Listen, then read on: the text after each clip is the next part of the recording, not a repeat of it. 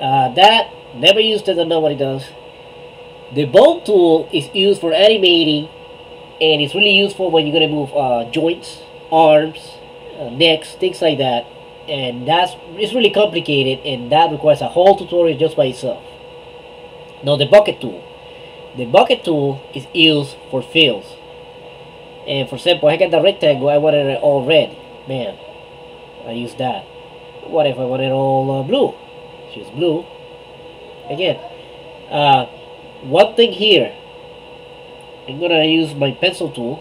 I'm gonna draw a shape. I want it black so you can actually see it. Let's do. Actually, that one right there is pretty good. I'm gonna use the magnifying tool, which should be plenty obvious what it does. And I'm gonna use the selection tool to stretch that edge and almost close it, but not quite. Well, if I have it at that setting, which is the gap size is don't close gaps, it's not close. I can't fill it in. If I'm clicking like a maniac, nothing happens.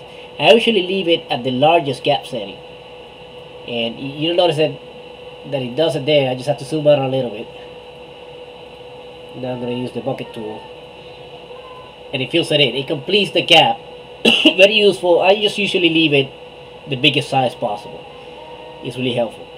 The other tool that we have is inside the bucket tool is the ink tool.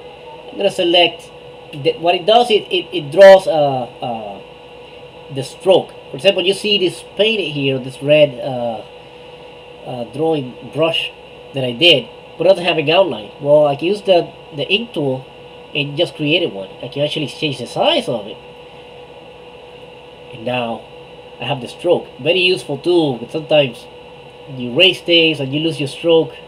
Well, that's too thick. Well, let's see. And it helps you complete things, and once you complete them, of course, you can change it with the bucket tool. Go back to the bucket tool, and bam, it's in that section. Next is the dropper tool. The dropper tool is used to get a color. For example, well, I don't know what that gray color is, but I can click on it. Oh, let me look bad. Okay. Bastard doesn't work. Okay, let's say I don't know what that red is. I mean, if you want to choose the colors, and you know some of these colors are easy to choose, but once you start combining colors, then it becomes a mess. Well, I want to choose red, and it automatically shows it for me. Now I can use the bucket tool or whatever to fill it in.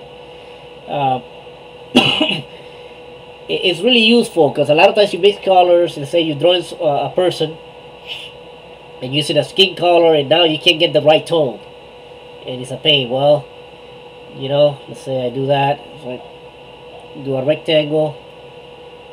Okay, now I chose a different color. Oh, what color was that? Well, use the dropper tool, choose it, and draw it. You know, it's really useful. Next is the eraser tool. Obvious, erases things, and there's different types. Again, it's different types of erase you can choose. Erase inside, erase. You know, for example, erase inside the line. Only the inside gets erased. Erase the fill only. Erase, you know, so on and so forth. Erase normal, which is erase whatever you touch. So on and so forth. The hand tool is for panning. I don't use it a lot really. Magnifying is obvious. Magnify it in, magnify it out. This tool means switch these two colors. For now, right now, my stroke is black. My fill is, I don't know, whatever that color is, yellow, nasty yellow there. If I click there, now the switch, my stroke is black. My fill is black. If I do a rectangle,